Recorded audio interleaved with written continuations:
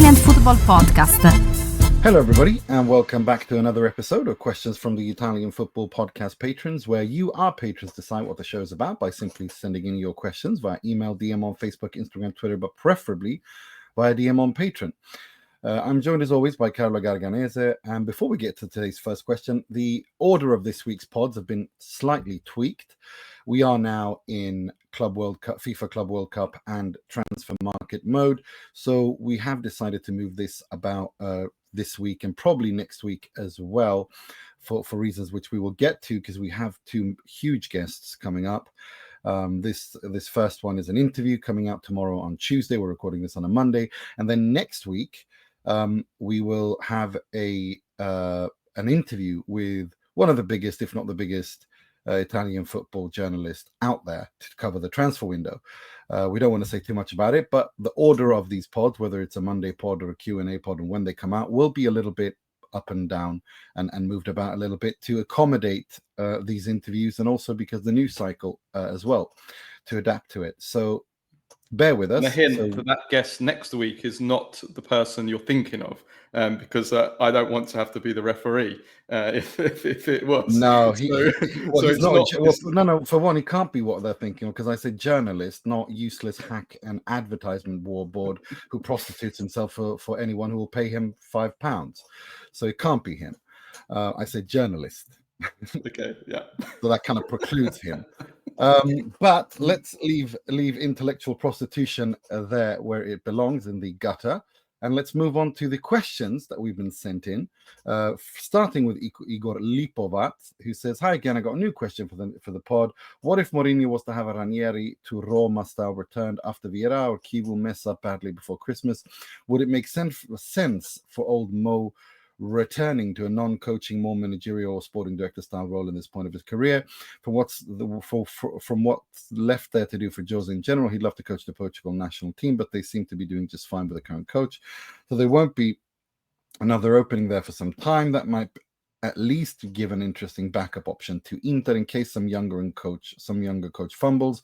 Mourinho would probably rush to gather the troops and go for one last us against the world dance, and fans would love it too. Also, how do you guys rate Costa Runjaic? If he'd have a good season in Udine, could he be a candidate to lead a top Serie A club in the future?" I don't think Mourinho would be a sporting director or a director of any kind. I think he's always going to be a coach, and I think if he isn't, he's going to be a pundit. Yeah, agree. Yeah, he's not diplomatic enough. No, and political enough in that sense. Political diplomacy to be a management role. And at Roma, certainly not, because of the way that he left that club, the fallout with the Friedkins and everything. So I don't see that happening. And Mourinho's a proud man as well. I think he holds grudges as well, Mourinho. So I don't think I could see that. As for Runjaic, he's very good coach. The difficult end of the season, though, Udinese have, and that probably cost him the chance of maybe being in the frame for one of these many jobs that are available, that because of so many managerial changes in the season. If he hadn't have had that bad chance this season, I'm not saying he would have got one of those jobs, but he could have potentially been in the frame for one. No, I think you're right, and I also think that I like what he's done at Udinese, and I think all the Udinese players that we have interviewed this season all speak about how he's such a great manager and how they enjoy working with him and how he lifts everyone's confidence. I think that job isn't quite finished just yet. And also with the ownership change as well, I think we should give him a chance. But I do think he's an exciting coach, an interesting coach, one to keep an eye on. Just to move on with the Mourinho thing, I do think he would have wanted to come back, and I think it was evidently clear that he would have wanted to come back to Inter now when he was asked that, and he said it's absolute nonsense that there was any contact between Inter and him, and that is. That's going to haunt. I mean, this Kivu project, I know we've got a question on it later on, I think, as well. And it's a risk, and Inter are running a big risk, and they're doing a Pirlo almost, because he's only been a coach in the Serie A for 13 matches. Grant, but who, if it goes bad, he will be thrown to the wolves. And Marotta will have burnt a legend, a club legend, or a club hero, if not a legend, from the treble era. Similarly to when Milan burned Filippo Inzaghi and Clarence Seedorf. And I don't like when clubs do this. I think it's irresponsible. It's unworthy. But I wish, of course, Key were the absolute best. But if he doesn't go well, he will be thrown to the wolves without any sentimentality. And who then takes over? Well, if Mourinho is free, then they probably have to go after him. Or if they bring in Conceição or someone who is free. But the question is, who is free at that point? So it's a very high risk that Inter are playing, and this is now the very first important appointment after Marotta being made club president by Oaktree. This is now fully the Oaktree project. The Suning project ended with the Champions League final and Simone Inzaghi resigning. Now Arnautovic has confirmed he's leaving. All of these things. This is now the Oaktree project, and Marotta is set to retire in 2 years' time in 27. So, well, let's wait and see. I want to wait because I think this transfer window is very consequential for Inter's future. And I think by when we're in August, I think we'll have a clear idea where this is going. So I'm going to wait to say anything definitive, but I'm just going to say that just for the sake of honesty, the winning project is over from where I'm standing. This is now a reboot, and we should be honest about that. Jack Hacken says, "Hi, Neiman Carlo. On the current Serie A, I will say this: the shit has hit the fan, spurted everywhere, and caused a new strain of the bubonic plague, and everyone is drinking limoncello as a cure. Who are the best or the most notable assistant coaches during the Serie A golden age? I mean this in terms of having meaningful input, coming up with sweeping tactical changes, coming up with the best ways of training, or any other similar work that is worth talking about. And also, what do you remember about Jon Dahl Tomasson, other than him scoring against Inter in the 2002 UEFA Cup semi-final? Good cameo by Robin van Persie in that match as well." What do you make of the assistant coach question? I don't know. I'm just thinking now off the top of my head of great assistant coaches. When I think more Italy national team than I do Serie A golden age. I think of like 1982 World Cup when you've got like Cesare Maldini, and when you've got Ancelotti to Sacchi, when you've got some of these assistants. That's kind of who I think more than clubs. Clubs, I don't know. I mean, a lot of the assistants in Italy, in Italian clubs, are often kind of club figures. Certainly in recent times, legendary club figures who are just there. How much input they've got, who knows? Giuseppe Baresi, for example, at Inter. Mauro Tossotti at Milan under Ancelotti. A lot of these figures who it's hard to know just how much input that they've had, to be honest with you. So I don't know, off the top of my head, can't really. Whenever someone speaks of assistant coaches, I think of the 1986 World Cup, and I think of Berti Vogts for West Germany. Was it 82 or 86 was it against Scotland, where he dressed up and was caught going into the Scottish dressing room or before the game, dressed I don't know that story. Huh? I don't know that story. No. Dressed up as either a laundry guy or someone who's like bringing beverages in to spy on them. Amazing. Well, if it was Bertie Vogts, he went on to coach Scotland after as well. So. And he was also the coach of Germany as well, unified Germany, last time they won the Euros. But yeah, it's one of the most hilarious stories I've ever heard. And I can't remember what it was, but I'm pretty sure it was 86 and it was against Scotland. And I love these stories. I just, they kill me. These anecdotes of a football from a bygone age where this would be impossible. It's so corporatized football, people would be suspended and banned and fined. But back then, you could get away with shit like that, like hiding in the laundry room. Yeah, Mourinho did that. Yeah, Mourinho did that for Chelsea against Barcelona when he was banned. He was suspended. Yeah, I don't know. I honestly can't think. I don't think it's probably more common in English football that you get assistants who then go up to become the main managers. In Italy, not so many. Because Tudor was the assistant under Pirlo, but he was already a manager by that point already. He just decided to accept that job because he loves Juve so much.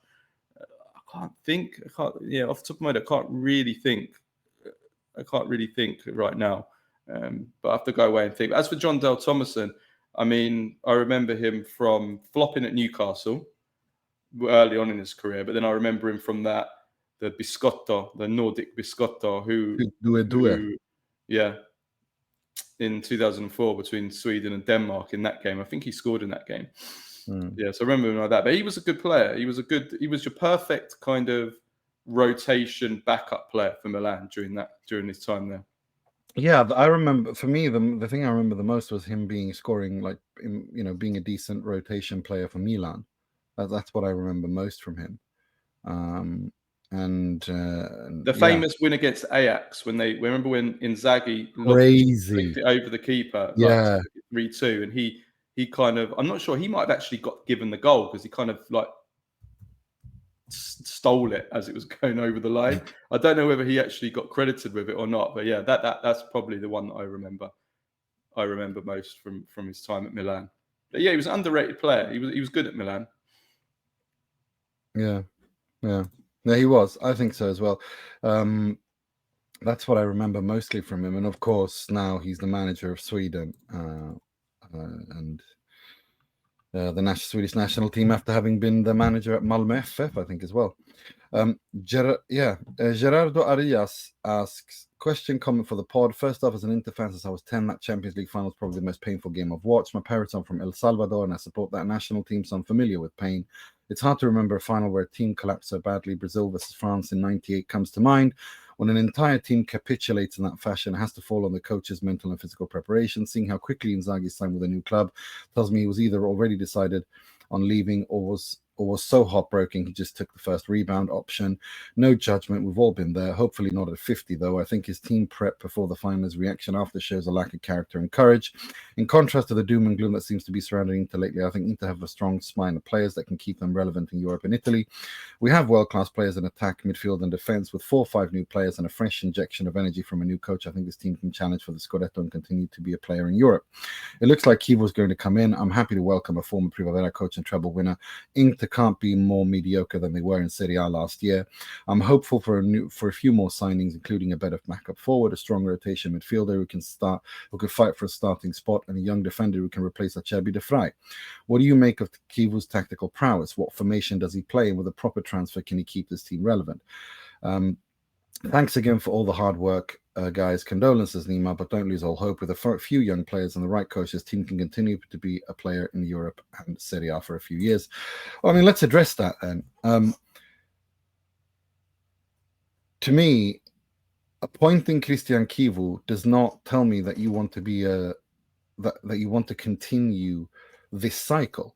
It tells me you want to create a new cycle. You want to create a new cycle with younger players. And this falls in line with everything that Marotta has said so far. If you wanted to continue the winning cycle, you would have gone after an established manager. You didn't. You went after a backup manager, a backup to a backup manager with 13 matches in the Serie A to his CV. Yes, he's an Inter Milan treble hero. He's been at the club at the Primavera. All of that is true. But was Christian Chievo hired on his CV? Of course not. You have to be crazy to say that.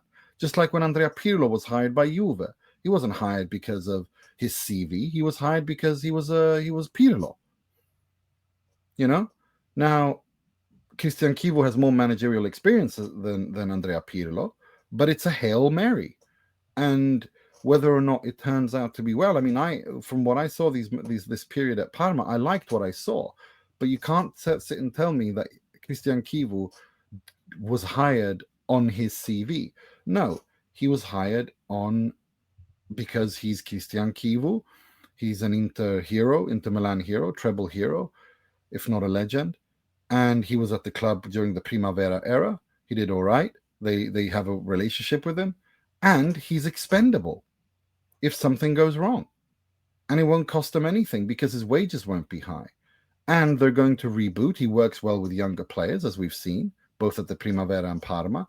So for me, it's again, it depends on what the rest of this transfer window looks like. He plays with a back three, from what we understand. If you look at how they build up his Parma side built up, it's very similar to how Inzaghi built up. So it's going to be a continuation, but it's going to be a continuation where the manager is not going to. It's not going to. It'll be easy for them to sacrifice him. And to me, when you do that, that tells me that you're no longer vying to go for a winning cycle. You're rebooting, you're rebuilding, and top four is the aim. And I think we should be honest about that. Yeah, no, I think, and just to finish on this, just to expand, I think it's quite depressing, and I know a lot of people have said this in the last few days, that if we look at the big Italian clubs, you've got Inter being coached by Cristian Chivu, you've got Milan Allegri. Okay, forget Milan. Let's have a look at the teams that are going into the Champions League. Napoli aside, with Antonio Conte, you've got Juventus being coached by Igor Tudor. You've got Inter being coached by Cristian Chivu. And then you've got Atalanta being coached by the biggest managerial flop of the season last season in Ivan Juric. How the hell he gets that job after what he did last season? I mean, that is really depressing. Like, that 3 of our 4 clubs are going into Europe with these 3 managers. It just, and that's not me being horrible to the managers and saying that they're all terrible managers. It's just, it shows where Serie A is at, that these are the 3 coaches that are coaching these. But is Igor Tudor, 2 things though, is Tudor going to stay at Juve? Well, if he does stay, I think it's probably more likely right now. I mean, so no Spalletti coming in. Well, Luciano Spalletti's opened up a spanner in the works potentially, but who knows? I mean, I don't know how popular Spalletti will be after what his stocks are low, aren't they, right now? So I don't know. But I got to say, the Ivan Juric thing makes perfect sense to me from a tactical point of view. Ivan Juric is a Gasperini disciple. After Gasperini, you couldn't. I mean, to quote Patrick Kendrick, our friend, when we were talking about this, he said, Atalanta could not have had more continuity than after Gasperini, they go to Juric, and then to Palladino, and then to Bocchetti. From a tactical point of view, these are all very similar coaches, and they're coaches that are disciples of Gasperini. It gives you continuity. So for me, Juric is just a natural continuation. I just never understood the whole. He's a disciple of Gasperini in that he worked under him and everything, but their styles of play. Gasperini is an attacking monster, creates chance after chance after chance. Juric is the numbers speak for himself in his whole career. Cannot create chances, and but he's defensively sound. There's no link between the pair as managers other than he worked under them. I just think that's a really lazy. I see no, it being. It is. It's a really lazy comparison. No. There is. It's not that he worked under them. They're playing nothing like each other. The pressing, the intensity, the movements. It's just that they use a different high line, yes, but in terms of chance creation, in terms of offense, based on performance, Juric was. I don't know how he got the job. I think it's insanity. I think to me, it was the most natural decision when, instead of blowing up the team and just continuing one season, someone who plays a 3-4-2-1, plays high intensity, high line, high press with better attacking options. To me, it was the most natural fit. And I've been arguing for that for 3-4 years, that I think after Gasperini, it should be Juric. Now, granted that based on what he did last season, then he shouldn't have had the job because it was a disaster. But if we're talking from a strictly tactical point of view, if you want a continuation, not carbon copy, but a continuation with a different approach, I think Juric is the most natural fit you could have gone after, honestly. And again, this isn't something I just said today. I've said it since 2022. I mean, for me, the natural successor to Gasperini has always been Ivan Juric. And I just don't. I hope he succeeds, because I love Atalanta, and at the end of the day, Atalanta, every decision they've made in terms of strategy has paid off. So I'm willing to give him that. I just talking from a broader point of view. I think it's depressing that the 3 of the 4 Italian teams are going into going into the Champions League with really pretty modest, very modest names in terms of reputation, in terms of achievements, in terms of success and clubs that they've been at. You know, this would never happen if Serie A hadn't fallen where it is. These coaches, you know, whether Juric is fits or not, he would not get this job at all. No chance. So I think with Inter and Juve for sure, I think that is depressing. It is very depressing. And it just gives a... That's not to say I don't think Kivu can. I loved Kivu at Parma. I thought he did an amazing job. And Tudor I've always liked, but we're talking about levels. We're talking That's about exactly what I mean. Standards. And, you know, hiring someone like Kivu, having someone like Tudor coach teams of this size, it shouldn't be happening. Look, Christian Kivu, I like what he did at Parma, but at the end of the day, like I said, he has 13 senior level matches coached in his career. Igor Tudor has done much more. So that makes more sense. Again, this is my point. On what grounds is Christian Kivu being given this job? And it is because Marotta and Ausilio, because they need to keep Oak Tree happy on one hand, and they need to keep the environment happy, and they also need to protect themselves and their positions. And so they brought in Christian Kivu, and because he's expendable. It won't cost them much to sack him if he fails in November, December. They'll just throw him away. To me, from where I'm standing, I think that's unworthy of how you treat an Inter hero, a treble hero. This is exactly what Milan under Berlusconi did with Seedorf and with Filippo Inzaghi. I think it's unworthy, and I don't like it. It's similar to what Juve did to Pirlo. It's not worthy. It's not nice. I don't like this.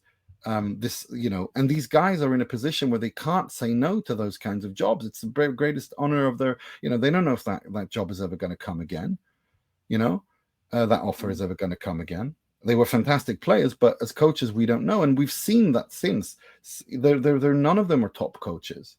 And that's what my point, Carlo. I don't like this. I think it's unworthy, and it's cowardly. But there's a broader point, though, of Italian football. That's all I was making. Forget about the club, which is, you're right. I just wanted to make a broader point. No, you're right. You're absolutely right. Of the optics and everything. You're 100% right. Juve and Inter in this position 5-10 years ago, 10 years ago, 15 years ago, would never happen. And if it did, it would be as a traghettatore for a little while until the real person comes in. Yeah, it's sad. It is sad. But I think with Juve, I think they'll land on their feet. I don't think they're gonna. I think they just need to first, after this Cristiano Giuntoli mess, we'll see where they go. Right. Next question. Pietro Vetraino says, "Hi guys, quick question for the next Q&A. The more I think of Inzaghi, the more I think of Inzaghi to Saudi, the more this theory makes sense in my head. Pep is obviously staying one more year at City, at least as City are state-owned. Do you think Inzaghi to Saudi is essentially a 2-year sabbatical on huge wages so he can then take over City, who are owned by the Saudi state? They're not owned by the Saudi state. City are owned by Abu Dhabi, Abu Dhabi, and this is nothing more than a tactic to make sure he doesn't move to another club before City and Pep inevitably part ways. Thanks, guys. I know this sounds like a mad conspiracy theory.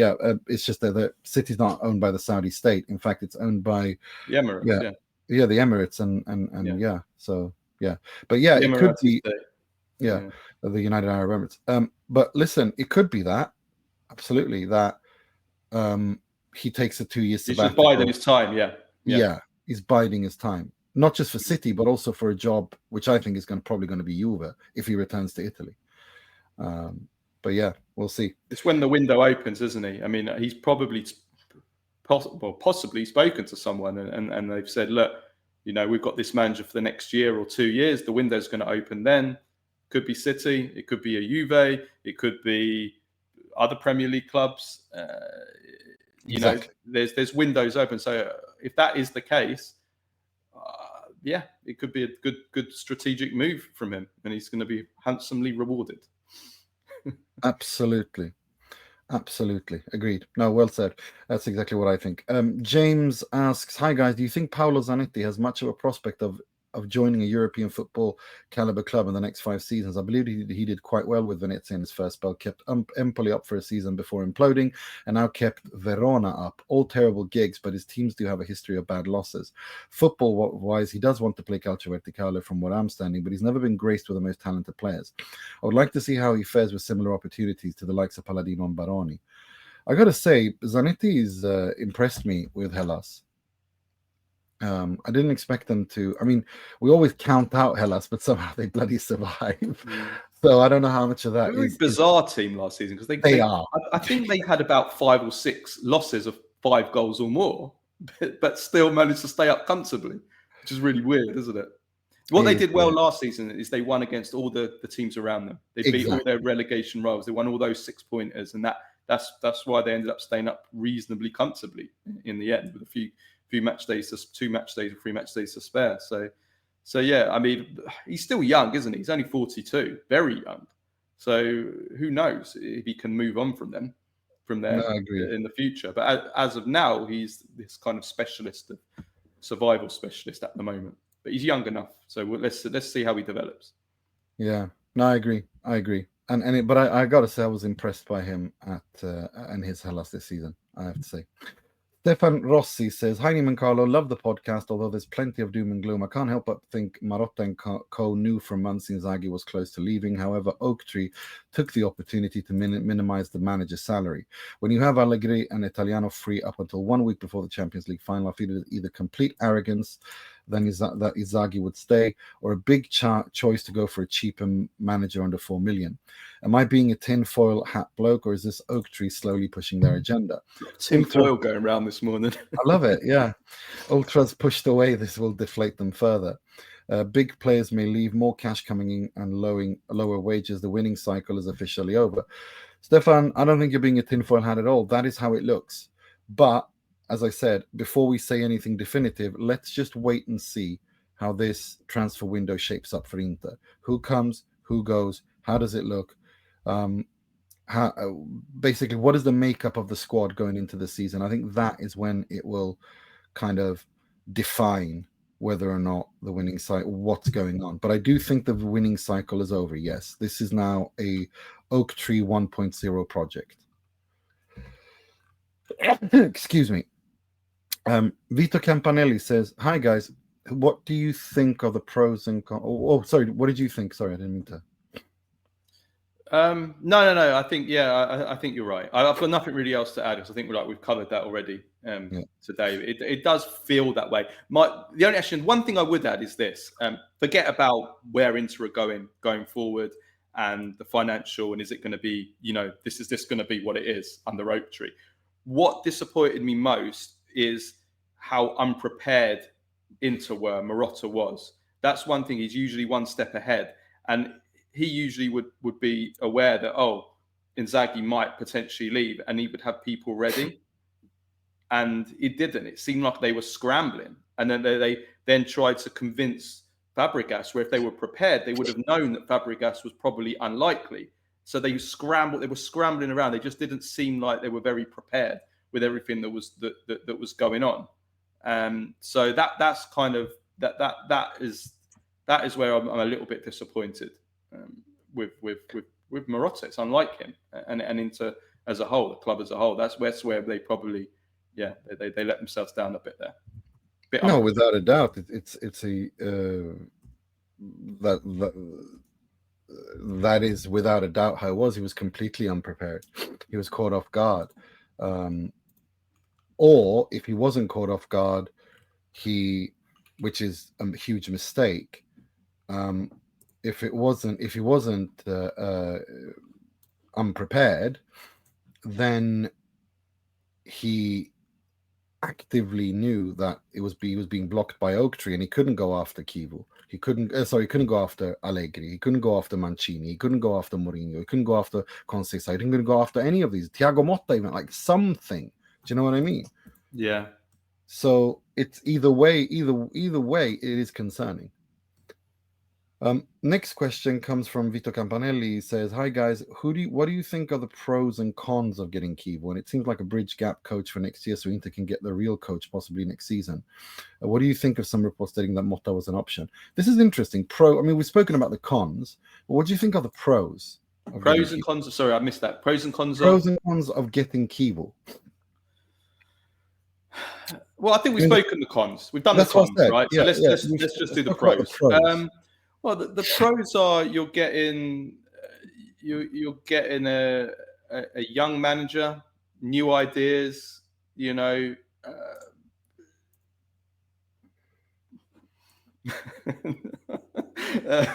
new manager, young ideas. Knows the club. Played for the club, been through with the Primavera, would have worked with some of these younger players. Hopefully will give them more opportunities than Inzaghi gave them, which has been one of the criticisms I know of a lot of Inter fans, that some of these youngsters like Berenbuk and before that, you know, look at Nimmer's face there. Someone clip that up. Someone please do that as a GIF, please. Somebody do that. That face. He was just an example, Nimmer. Play that. Give some of these youngsters a chance. Yeah, I guess those are the pros. Oh my god. Yeah. The pros are that you bring someone in who will unite, who the fan base loves. That's the pro. Everybody remembers Chievo fondly. Everybody remembers his character. He's a very good, motivator. He's a very good, everyone speaks about what a charming person he is, what a charismatic person he is, and I think that's he'll probably help to heal the environment. I think that's the most important thing, because at Inter a bomb has gone off. It's a post-nuclear disaster at Inter. You need someone to come in and try to calm things down, and I think and unify the troops a little bit. And I think that's what Chievo does, and I think that's very important. Tactically, it's a big question mark. Again, I liked what I saw at Parma, but 13 matches is not a big enough sample size to say anything definitive, good or bad. And that in and of itself is an indictment. So I want to wait and see. But yes, I do think that for young players, giving young players a chance, I think that's a good thing. Yeah. But if that happens, then, don't complain if Inter end up with no trophies. That's all I'm saying. Like, you have to adjust your expectations to reality is pretty much what I'm saying, if that makes sense. If you want to do the youth thing, reboot thing, fine. Then don't complain if you miss out on top 4 and you're nowhere near a Champions League, because that is a risk. Do you know what I mean? Like, that is an actual risk that can happen, and people need to be aware of that. I'm not saying it's going to happen 100%. I'm saying that is a risk that you can do. Empoli did the Italian youth team, and Empoli are playing Serie B. I'm not saying Inter are playing Serie B, but you see what I'm saying? Like, this is a risk that you run when you play younger Italian players in this day and age without preparing them properly, especially at a big club like Inter. I'm sorry, but that's just how it is. If that's the route they're going, I'm not saying that is. We don't know what they're going to do. We literally do not know, because Sucic and Luis Enrique are signings that have been coming for months. We don't know. We're just going to have to wait and see. I know it's a boring answer, but we have to wait and see. Yeah, for sure. CJ Barilla says, who are your 5 worst Italy national team managers of all time? That's an interesting one. I know who I have as number 1. Okay, I'll tell you what. I'll give you my 5, and then after that, you can tell me what you think, and we can discuss it a little bit more in length. We'll use this on our YouTube and our socials as well.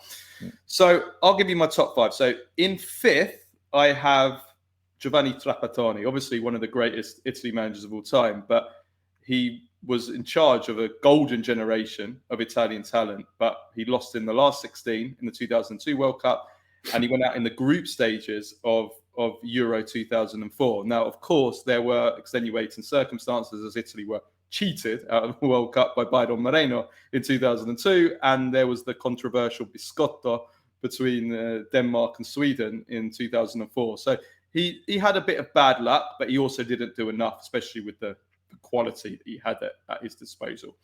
In fourth place is an old one, Edmondo Fabri, who was infamously knocked out of the 1966 World Cup to North Korea, and the whole Italy squad returned home to rotten tomatoes being thrown at them at the airport. In third, I have Luciano Spalletti. Dreadful Euro 2024. He was lucky to qualify for Euro 2024. He risked World Cup failure at the time of his sacking. Defensively awful throughout his entire reign. Bad relationship with some of the members of the squad, and just no identity, and just never was in charge of the group, never in control. So third place, I got Spalletti. Second, I've got, this will come as a shock, Marcello Lippi 2.0. Not felt 1.0 when he won the World Cup, 2.0 when he returned after Euro 2008. And he basically was stubborn, arrogant. He kept all of his 2006 winners, even though they were old and past their best. And they put in a dismal performance at the 2010 World Cup. They were in an easy group with Paraguay, New Zealand, and Slovakia. They didn't get a single win. They lost to Slovakia, and they went out. So second place, Marcello Lippi. And then in first place, or the worst Italy manager of all time, it has to be Gianpiero Ventura, failing to qualify for the 2018 World Cup. That's what kicked off all this negative cycle of Italy in World Cups. Dismal football. But also Ventura kind of exemplified perfectly the kind of the Italian raccomandato culture of, getting a job based on who you know, being protected. He also refused to resign after they failed to qualify. It just summed up how rotten Italian football and Italian culture was and was becoming, and it hasn't really improved since. So Ventura is my worst Italy manager of all time. I agree with every single one of them in the order they are, except for number 5. I don't think Trapattoni deserves to be there because of the manner what happened in 2002. You disallow 6 goals in 3 games of any team, you break that team mentally. The only thing I will criticize him and maybe was Euro 2004 and Totti behaving like a child, spitting like an idiot, getting himself suspended the way he did. But even then, the fact that the 2-2 was even possible is a disgrace. I can't have Trapattoni there because I think it's unfair. I have Prandelli there. Yes, he got Italy to the final of the Euros, but the manner in which he conducted the final was a disgrace. Had he played Spain in the opening game, if I remember, of the Euros 2012, in a 3-5-2 in a much more balanced system, and Italy were well matched against that Spain. Instead, he decided to go full-on ideologue, and Italy suffered the most humiliating loss in a final ever. Then he stays on, and the cluster F of the World Cup in 2014. I'm sorry, for me, Prandelli is 5th, not Trapattoni. Other than that, I have nothing more to add. Yeah, I would like to get your view on Spalletti, because you weren't here on Saturday. So I think it's only fair that you have your opinion on him, because me and Alfredo, if you haven't listened to it yet, myself and Alfredo Malabese, who's our social media manager, knows his stuff about Italian football. He's got his own channel as well, Azzurri TV, which is really, really good. It talks a lot about Italy. We did a post-match pod on that debacle against Norway. And it's been, I think it's our 3rd most watched video ever on YouTube, and it's I think it's the second now. Thank God. Is it second now? Okay, yes, thank God. It's moved up. It's moved above Floriana. My interview with Floriana Messina. We said at the time he had to go, and this was before it became clear he was going to go, and now it's been announced he's been sacked, and it's his last. We're recording this on Monday.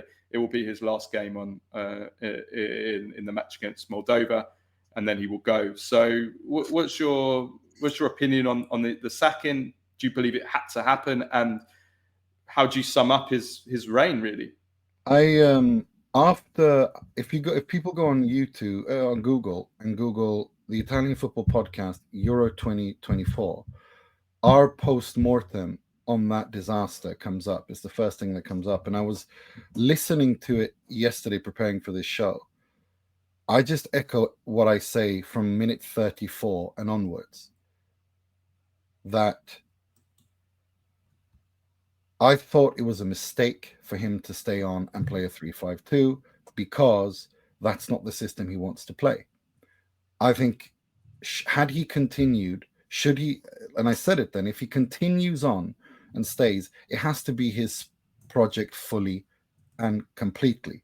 Meaning, if it means that he doesn't call up players that doesn't work in his system, then so be it.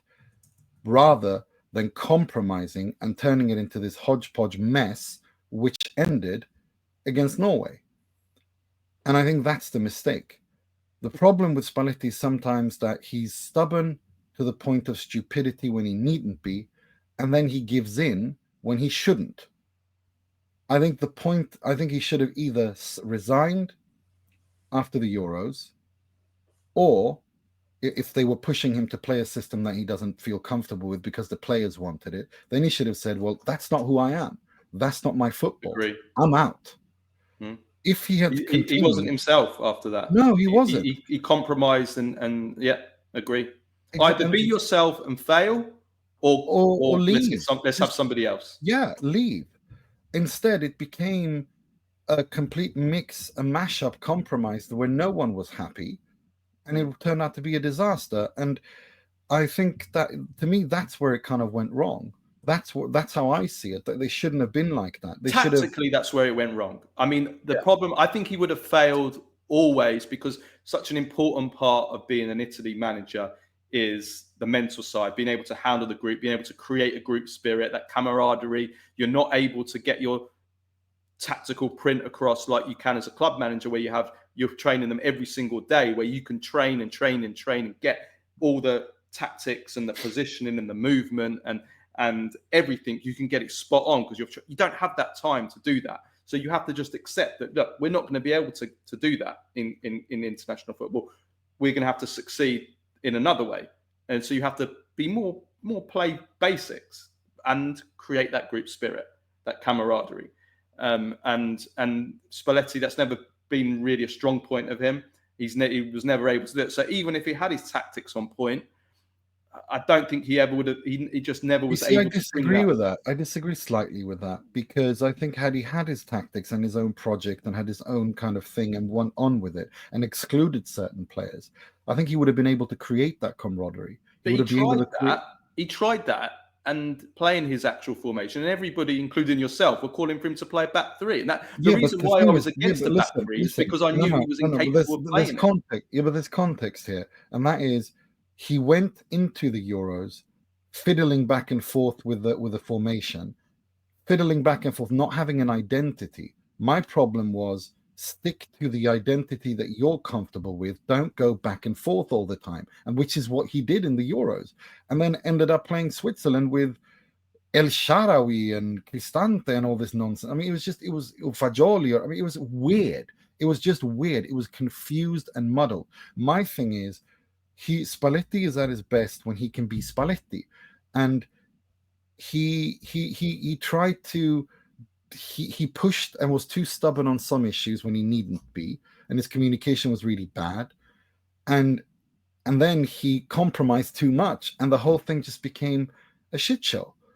And I think that's a shame. And when I saw him, I got to say though, it was really, really heartbreaking to watch him that broken in that press conference. It was not nice to see at all, to see him that sad, that broken, that. He couldn't even talk. You could say he's basically fighting back tears the entire press conference. I think from a human side, I have nothing but empathy for him in that, because this was the greatest honor of his career. He was, after having finally won the Scudetto with Napoli and finally been the bride and not the bridesmaid, he comes into Italy into a really difficult situation, tries to do the best of it, and everything went wrong. a lot of that is, of course, his fault, but a lot of that is also on Gravina and other people as well. And I think it's quite the disgrace that Gravina is still there. Agreed. The way that he's handled the Azzurri. But my point is exactly like I said. I think that's when it kind of went wrong. As for the rest, the details of it, I think it was clear that there was a schism between him and the squad, and that he wasn't going to be unable to handle that. And that was it. Once that happens, any manager's gone, isn't it? That's over. It's over. Just one final thing, just before we move on. I don't see why he should be. By the time most people listen to this, the game will have been played. But just find it a bit weird that he's been sacked and he's leaving it, but yet he's still taking charge of this game. It's so weird. Their communication and the way they've handled this has been dreadful. Well, he announced his own sacking. I mean, that's just Italy for you, isn't it? And that's part of the broader issues which me and Alfredo spoke about, and which we've spoken about on this pod so many times. That these broader problems are going to be present, then this is it doesn't matter who comes in, they're still going to struggle, because I mean, what a mess, eh? Announcing your own second. I thought it was disgraceful. I thought it was absolutely horrible, and I did not like seeing a servant, someone who's been so important for Italian football. A lot of people forget that the World Cup in 2006 was won with Spalletti's formation, and I think people should remember that. It was his formation, playing, the number 10 role being used that way, the 4-2-3-1. That was Spalletti's invention. I think he deserves much more respect than he gets, and I think he was unworthy, and I didn't like it at all. And the fact that Gravina, like a true coward, sent Spalletti out alone to announce his own sacking, I didn't like it. I did not like it at all. Yeah, Gravina needs to go, man. It was gross. But not just him. Gross. All the heads of all the important positions in Italian football, FIGC, the Lega, all of them, they all need to go. I didn't like it at all. I thought it was, and I felt bad for him, and I thought he was dignified. He was put in a really awkward position. He was fighting back tears. It's a 60-year-old man that they broke, and I don't think he deserved it. I didn't like it at all. But basically my thing on Spalletti is exactly this, that, like I said, I think that either he should have continued rebuilding himself on his terms and kick out whoever he didn't believe in and take the heat for that, but not compromise too much. And I think had he done that, I think that would have made it easier to transition into building a group, to the camaraderie and unit that you say. But instead, it just became confused and muddled, and the results were horrible, and Italy were just ripped apart, and that just destroyed his credibility, and the players felt that he didn't know what he was doing. And I think it became a perfect storm, and I think that's sad. Right, next question. Andrea Moana says, Milan are selling Mike Mignon to Chelsea for just 18 million. That's terrible business. Do you agree? If it happens, if it goes through for 18 million, they're still in talks as we speak. Then I think it's horrendous business from Milan, and some big questions need to be asked on who signed off on that for that amount of money. It's just, I mean, I think we said it last week. It's the insult that Chelsea's opening bid was 10. Then I think it went up to 15, and now there's talk that they'll kind of agree if they get to 18. So I'm not sure if they've actually bid 18 yet. But whatever, anything under 30 is terrible business. I know he's got 1 year left on his contract. I understand that, and I know he wants to leave. I know he's made it clear now. It seems that he's not going to sign a new contract. So Milan are going to have to sell, and they're going to have to accept less than what his real value would be, which would probably be more like 50 million or something around that. I know he's 29, but he's a goalkeeper. But we're talking these kind of numbers. I mean, it's shocking. It's absolutely shocking. I can't believe we're even talking about these kind of numbers. Anything under 30, I think, is disgraceful for Mike Mignon. I can't believe it. No, it's again bad management. This is when this happens. This should have been avoided by extending his contract a long time ago. It's that simple. It's a cutthroat industry. It's about leverage, and if you give away your leverage, then you're ending up here. But Mike Mignon is not Federico Chiesa for Juventus, where Chiesa had a year left, but Chiesa had no interest. Chiesa's level Okay, Magnon hasn't had an amazing season. He's made some mistakes, a Feyenoord mistake, for example. I understand that. But we're talking about still on reputation, one of the best goalkeepers in the world, and still probably one of the best goalkeepers in the world still. No, 100%. But this I blame that on the management. So you should not be accepting it. I'm sorry, but there must be. It's not about accepting. It's about you shouldn't be finding yourself in this position to begin with. I know. But now that you're in that situation, don't what tell are you me do? you can't get more than 18 million. Yeah, but what are you going to do? Let them leave on a free? No, I'm saying don't tell me that you can't sell him for more than 18 because you don't have any leverage. You have no leverage in this negotiation. No. Milan screwed away, lost all their leverage, and Magnon wants to leave. If Milan put Mike Magnon up for sale for 35 million, they will find a buyer for 30 to 35 million for one of the best goalkeepers in the world. They will. They won't, because they don't have any leverage. They screwed up. It's like when Marotta screwed up with Skriniar. You gave away all your leverage. Yeah, but they're selling Theo Hernandez for 30 million. 30 to 35 million. Sell Magnon for 30 to 35 million. At least that's a more. I mean, I still think that's low for Theo Hernandez as well, but at least that's a more respectable price. 18, 15 million. I mean, come on, no, it's a disgrace. I'm not disagreeing with you. I think it's disgraceful, but I think this is on the management. They handled it poorly. It's definitely on the management, but still, it's insanity. Yeah, no, insanity.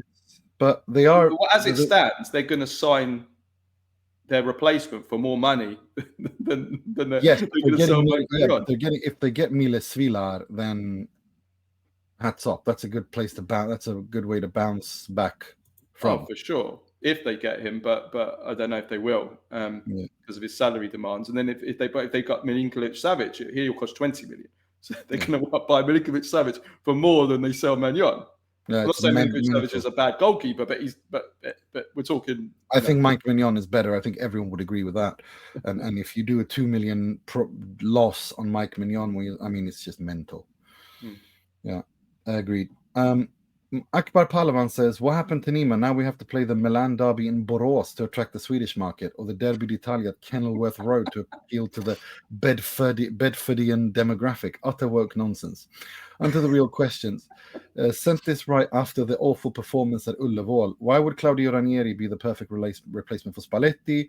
As Davide Nicola part ways with Cagliari, which of his great escapes after taking over mid-season was the most impressive in your opinion? Crotone in 16-17, Genoa 19-20, Torino 20-21, Salernitana 21-22, Empoli 23-24. Salernitana was unreal. That was surreal. It was just, I will never forget that. I remember them in January. They did spend quite a bit of money in the January market, like Ederson and people like that, but they were so far behind. It was unbelievable. It was insane. And him throwing shoes on the sidelines and all of that. If podcasts existed since the 20th in the 20th century, which decade would have been most interesting decade to make a podcast about Italian football? 60s, 70s, 80s, 90s, or even an earlier 80s. My gosh.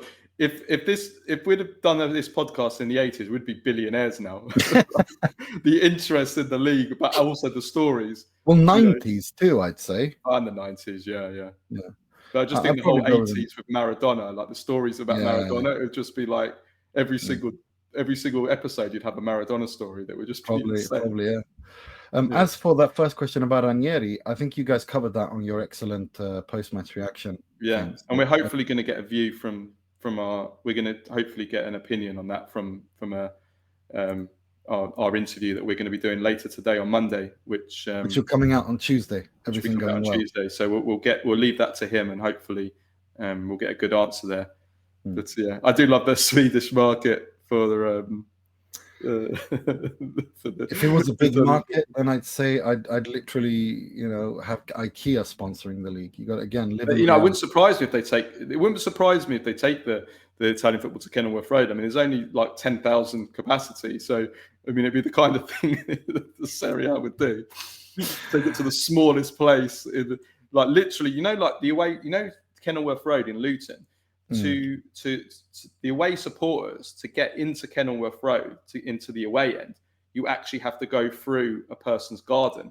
You actually have to go through the garden of a person. Honestly, I'm not making this up. Google it, YouTube it. It's a well-known story. You actually have to enter through the garden of through the person's house to Bloody get hell. Poor person. Bedford, Luton, like I said, it's not real. It's not real life.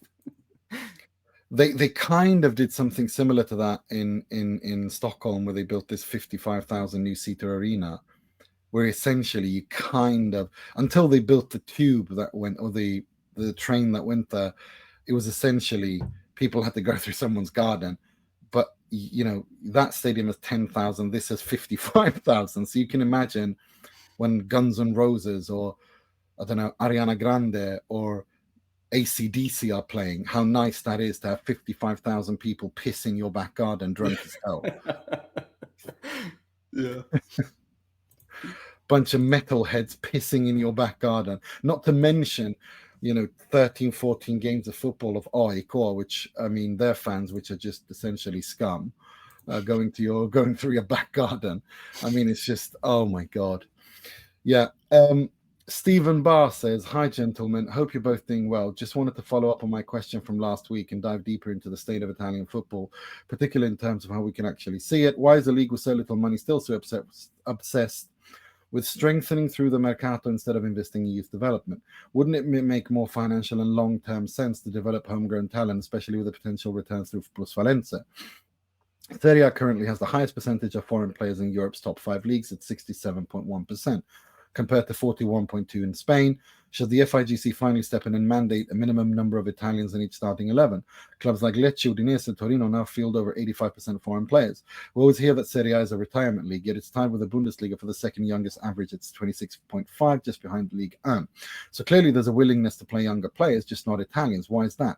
Italians are last year's under 17, under 19 European champions and finished runners-up at the under 20 World Cup, yet only 13 under 21 logged over 1,000 minutes in the Serie A this season. Is it fair to say that talent is there, but first-team opportunity isn't?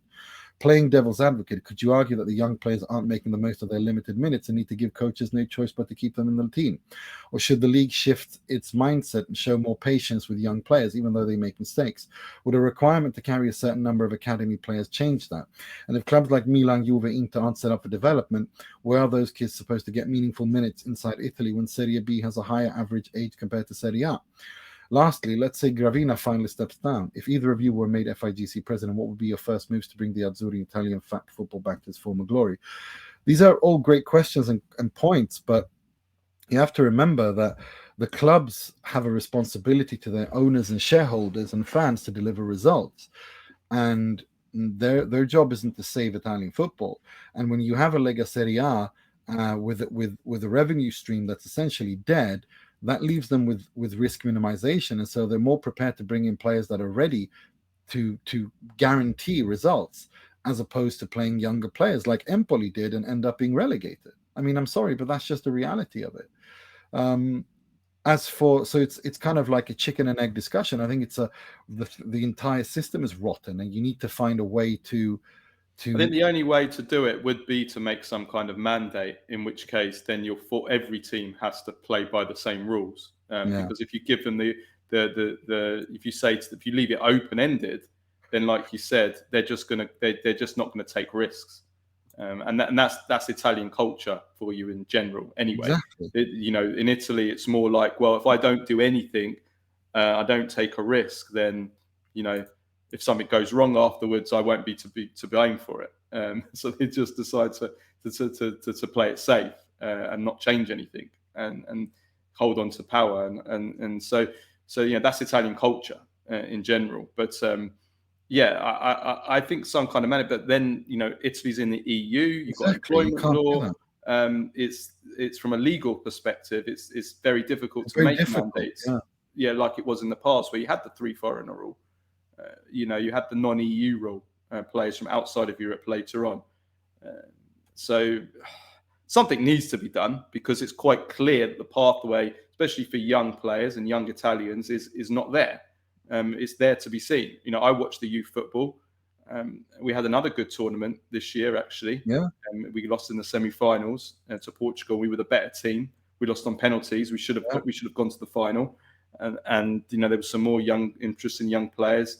Inacio, for example, who looks like plays in Germany actually for Dortmund's youth team. He looks really, really excellent young talent. They just disappear after. They don't get the opportunities, and that's a clear pathway problem. And I don't want to hear people say, but it's because they're not good enough. Well, if you don't have a pathway there, you don't give them a chance, they're not going to ever be good enough. The problem is, like you said, I mean, it's like there's no pathway to even the lower level clubs, the mid-table clubs, the low-table clubs. There's no, when Empoli does it, they get relegated. So the others go, see, we can't play them. And that's a problem.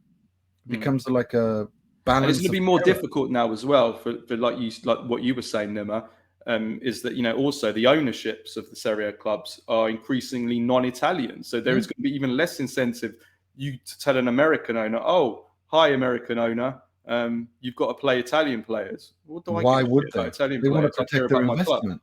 Yeah, they want to protect their investment. 100%. Next question, Jonas S. Skovby says, hi guys, question for the pod. Alas, the cranky eagle has landed in Rome. Which of the Roma players do you see benefiting from Gasp's style and methods? Sons Bangsbo juice. And which players do you expect to struggle? Also, what in the actual F is happening in Atalanta? How on earth is Juric Gasp's replacement? Is the club's aim next season to reach relegation? Did Juric's agent use Jedi mind tricks on Percassi? Please make it make sense. Bangsbo juice jokes aside, not even prime Fuentes could bring Atalanta success with Kamikaze Juric on the bench. I think Nima's spoken about Juric, so let's not go over that again. But in terms of the Gasperini, which players do you think would benefit from Gasperini at Roma? Gianluca Mancini, for sure, having played under him at Atalanta. I think Matthias Soler. Yeah, agreed. Will benefit. I think Dovbyk could be potentially, if he learns to be a bit more mobile. That's the issue, isn't it? Yeah. If he can get him to be a bit more mobile like Retegui. Let's put it this way. I think all offensive players can maximize under Gasperini. That's what we've seen from Gasperini. He always maximizes offensively the players, gets the best out of them. So that could be a real opportunity for a lot of Roma players, couldn't it? I think Pellegrini is a big loser here. He doesn't have any pace and intensity in him. So I don't see how he's going to do it. Cristante as well. I mean, Cristante's played under. He has played under him, yeah. So I think that'll be all right. But then Gasperini does always like one centre midfielder to be that kind of holding player, like their own role. So maybe Cristante can do that. Could replicate that. Yeah. Yeah, that's true. As for Paredes, I don't know. He likes to play again. You have to be able to run, and Paredes can't run. So there's that as well, isn't there? Yeah, it's a good point. But yeah, we'll have to go through it when. I'm very interested to see what happens with Dybala, like how he works out. I wouldn't rule it out because I mean, like he's not too dissimilar to say someone like Samatic or someone like that, But again, it's how Papu Gomez. Well, Papu Gomez was had a bit more energy, didn't he? But more dynamic. But I'm just interested. That's all. I'm fascinated to see what happens with Dybala. Yeah, I think so as well. I think it's going to be interesting. But I mean, I think we should save this question for when the Mercato's closed and we can go through, how winners and losers a bit more like that. Because right now everything is very much up in the air. Filippo Cacamo says, ciao ragazzi, 41st minute in Norway v Italy, and we're already 3-0 down. Spalletti has to go. Most of the available coaches this summer has been hired. Who do we replace Spalletti with? Do we roll out Nonno Ranieri for one last hurrah, give Mancini a chance of redemption, or chase a Pioli high? Sidebar, if Spalletti's fired, should Juve hire him? Would he like to hear your thoughts? Well, you guys kind of discussed that already in your post-match thing, didn't you? Yeah, go for Ranieri if you can. We have to see whether there is talk now this morning, Padula, saying that they're going to speak to the Friedkins. They're going to potentially look at the possibility of if he can combine the roles. I'm sorry. The man's 70. I mean, it's like they're putting. It's just all of this is being put on. Listen, he's never retiring, mate. He's never retiring. We've gone from leave Ranieri alone to retire, and now he's going to save the Italian national football. It's just. Leave him alone. He's never retiring. Like, even in 30 years' time, when he's long gone, and we're going to be digging up his corpse and putting him on the bench. This is mental. Like, It is quite funny though. Come on, He's funny, but I just think it just shows how incompetent that you're going for a stopgap to save Italian football and you're putting it on Claudio Ranieri. It's just I don't know what to say. Funny. Yeah.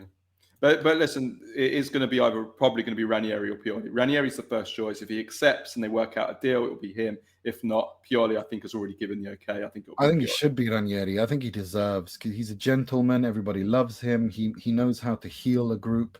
He's an expert in as a triggeratore and as a crisis manager. Crisis management is his speciality. Yeah, agreed. So and also, everybody loves him. And I think he'll unite everyone, the players, the nation. Yeah, he would. And I think I think he deserves it. I think he deserves this honor too, to crown his career with the Commissario Technical job. I think so. Yeah. So as for Spalletti, if Juve should hire him, why not? I really think Spalletti is a good coach.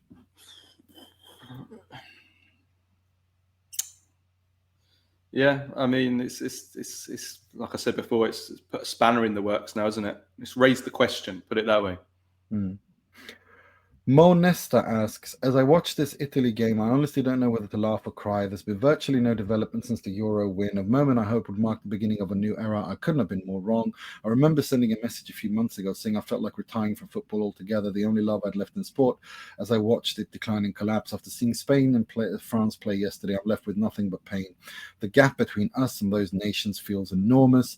These are really, truly sad times. I have zero confidence in qualifying now. It's deja vu all over again, just like the last two qualifiers. I think that's a little bit exaggerated, Mo. I understand that you're disappointed, but it's not zero chance that Italy can't qualify from finishing second. Come on. It's not zero chance, but it's very, very much at risk for sure. Well, of course, a qualifier is always a risk, and Italy are not doing it easy. But it's not like they're going to play the most, they're not going to play the most difficult teams in the world, are they? Well, they're going to play teams of the level of Norway, and we lost 3-0 to Norway. So there's a very, very much of a risk for sure. You play a semi-final, one-legged semi-final, and a one-legged final, and your final you might be away from home, and you're playing against a Serbia or a Croatia or Turkey or any of these teams. You're very, very much at risk. So yeah, it's very, very much on the line, no doubt about it. We'll see. Unless we can win all our games from now until the end of the groups 5 or 6-0, and then we can finish first. You don't have to worry about it. Yeah.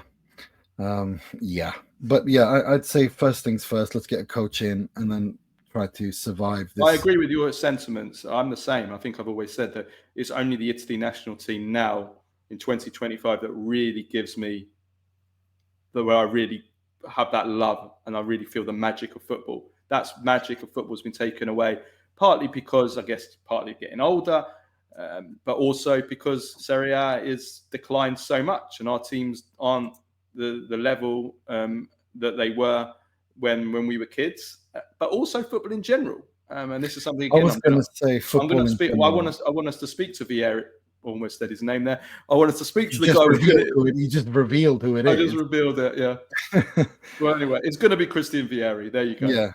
If as long as nothing falls away. I know he feels this way as well.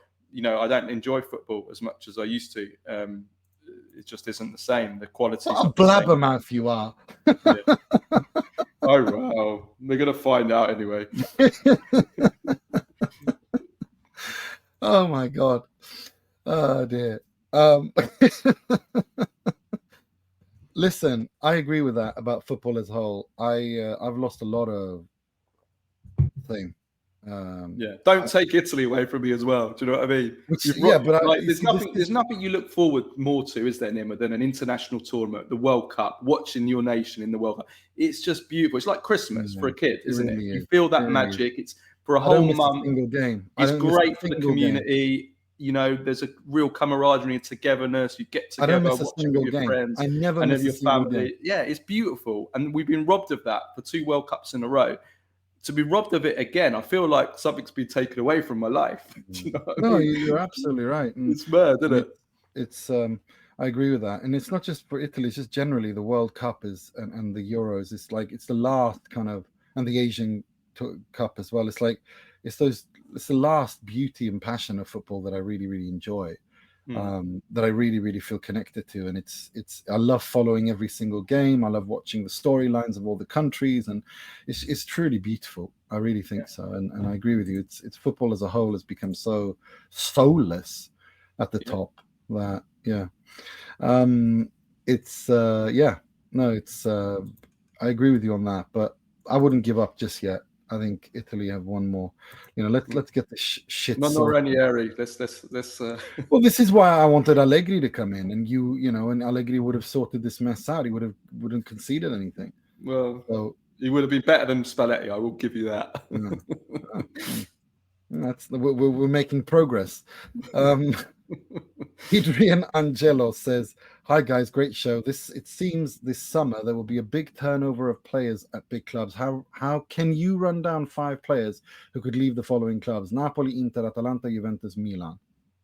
Okay, right. Let me do all of those apart from Inter. I'll let you do Inter at the end. Okay, so let's start off with Napoli. Victor Osimhen will definitely leave this summer for release clause of 75 million euros. That's for sure. Frank Anguissa is considering a new challenge. There's interest from Saudi Arabia and from Chelsea. Giacomo Raspadori obviously played a pivotal role in two Scudetti victories, but he wants regular football. Roma are one of the clubs that are looking at him. Giovanni Simeone hasn't really played much the last 2 seasons. He's looking for first team football. And finally, Rafa Marin. He barely got a look in under Antonio Conte last season. He'll be sold almost certainly after a year at the club this summer. Maybe a loan, but he'll leave.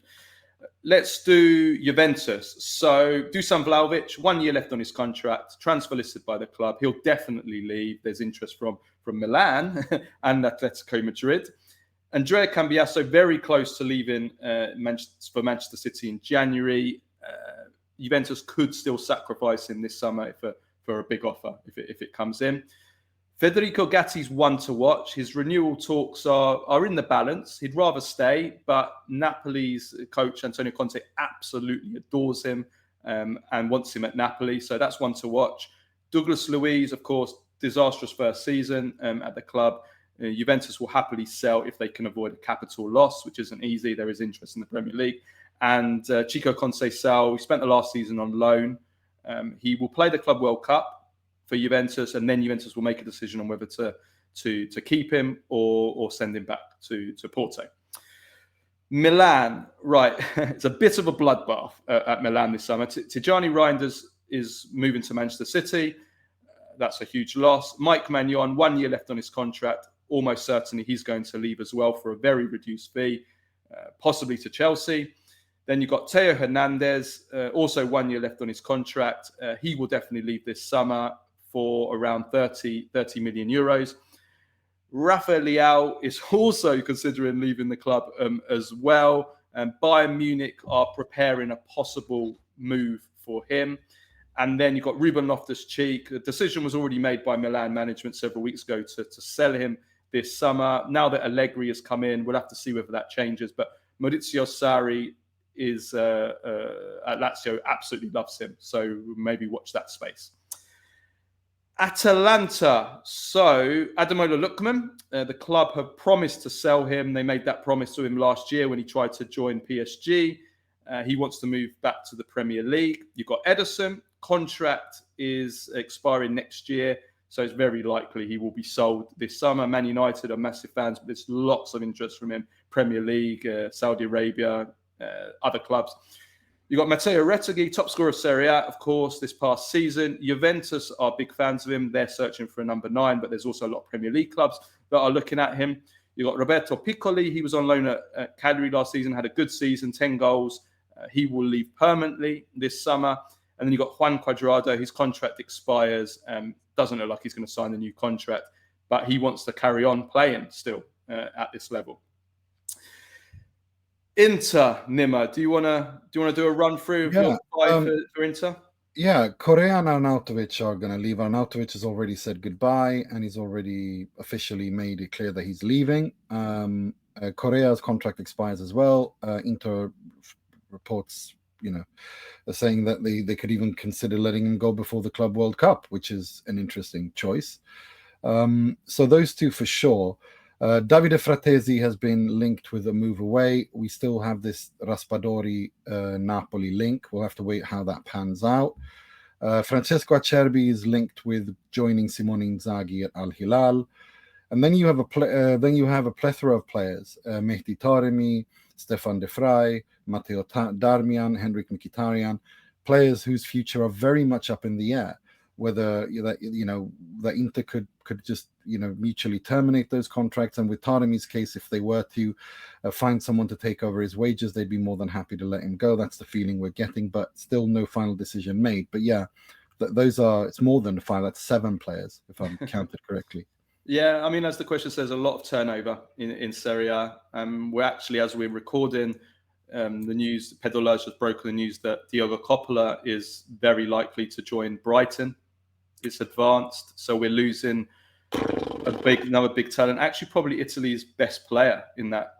Not that it was hard, but probably the only one that came out with a little bit of promise from that. He did make a mistake for the first goal, but on his debut for Italy against Norway, I thought he actually, other than that, I thought he did okay. So we're going to lose him. And this is where Serie A is at. Like when we're losing to Brighton, the up-and-coming players, and our big Serie A clubs can't even buy the up-and-comers, like a Diogo Coppola from Verona, then you think, well, what the hell are we going for? Do you know what I mean? We're not talking about losing a Tijani Reinders or a Mike Magnon, because these are established players, and you kind of almost come to accept now that they're going to move on to it. But I can't accept us losing a Diogo Coppola to Brighton as well, of all clubs, a mid-table team in Premier League. And we're losing, our big clubs. You're telling me that Inter, Milan, Juventus, Napoli are losing Diogo Coppola? We can't even get him? That's when it becomes very depressing. Very, very depressing. I'll just go through those other 3 teams quickly, and there's not so much activity there. So Roma, Miles Svila is the big one. His contract expires in 2027. The contract renewal talks, basically Roma are paying him, are offering him far less than what he wants, and that's why it's looking probably more likely than not that he's going to leave this summer, which is a shame, really. Milan are looking at him, but I think, again, this is depressing. Bournemouth are seen as the favourites right now to sign him. It's just depressing. Then you've got Tammy Abraham probably is going to be sold, and obviously Mats Hummels retired. So those are kind of like 3 that I would say for sure are worth looking at. Then you've got Lazio.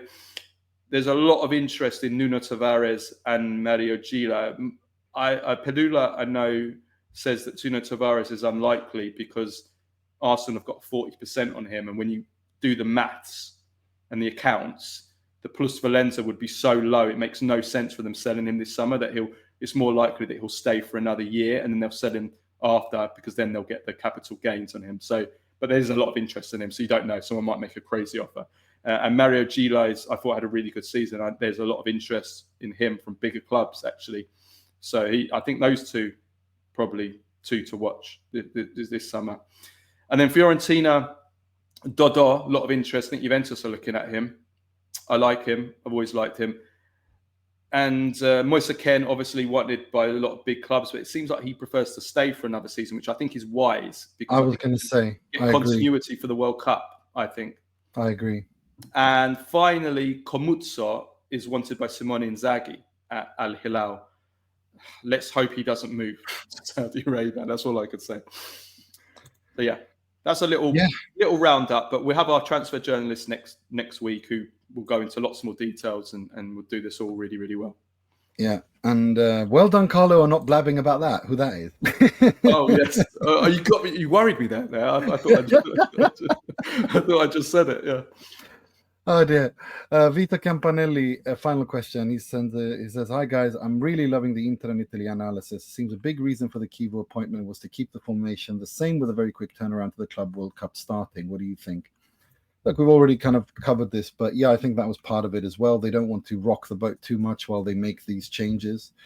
And from a structural point of view, the way that he built up under Parma was very similar to how Inzaghi did. So there's 2 more questions underneath from Missak and Helge. Oh, there we. Sorry, you. Misak's moaning about Juve and. Oh, yeah, of course. Helge too. Yeah, sorry. Yeah, you had your notes there, so I didn't see them. Sorry about that. Yeah. Misak Ulikian says, seeing how Yamal was baptized by Messi, should Del Piero go around Turin and Rome and start baptizing boys in order to have forwards of some decent qualities? I don't know why I'm reading that and just feeling like it sounds really like weird.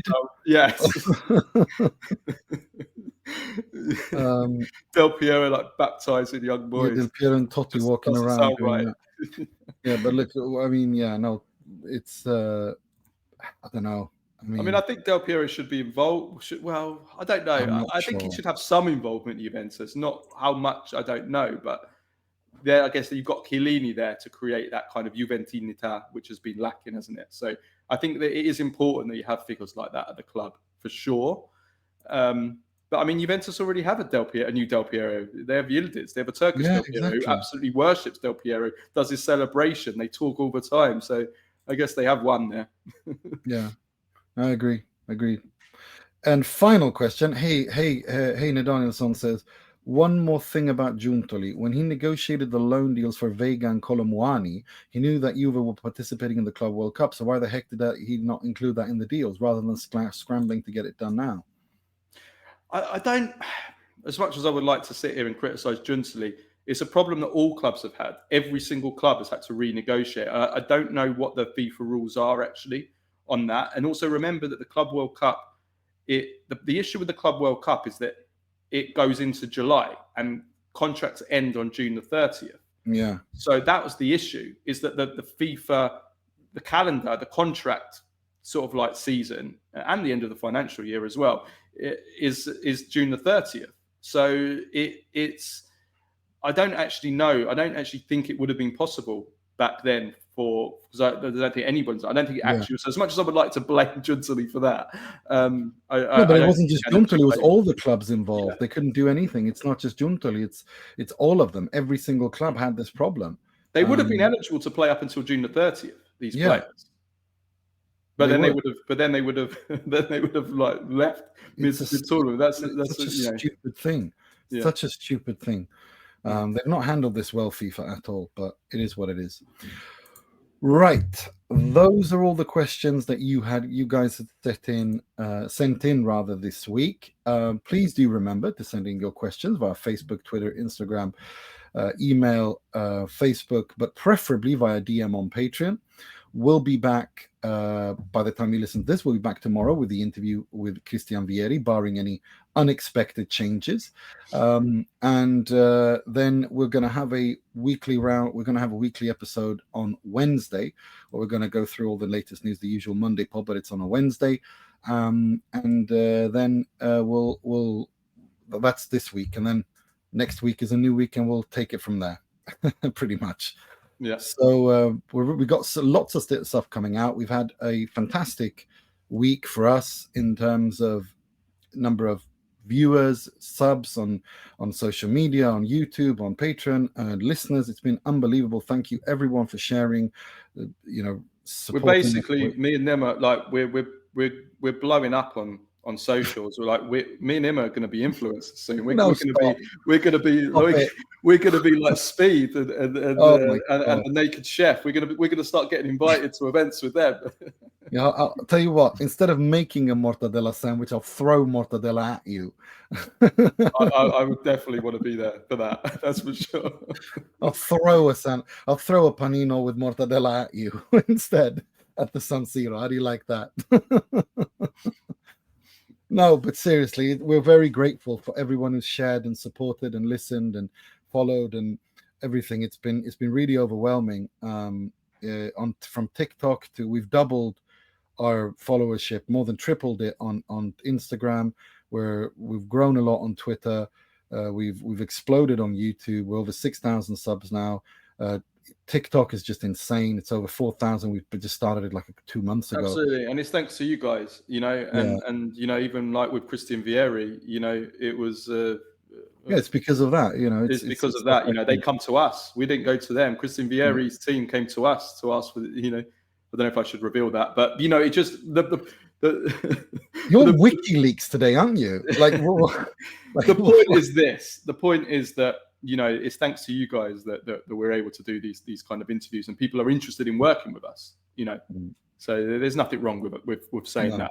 No, of course not. And we're very grateful. We don't do it for that. We do it because we love this. We've done it for 5 years, and we'll continue doing it. So thank you everyone for your support. Thank you everyone for sharing. Thank you everyone for subscribing. Please do continue to do that, and do keep sending in your questions on all the platforms.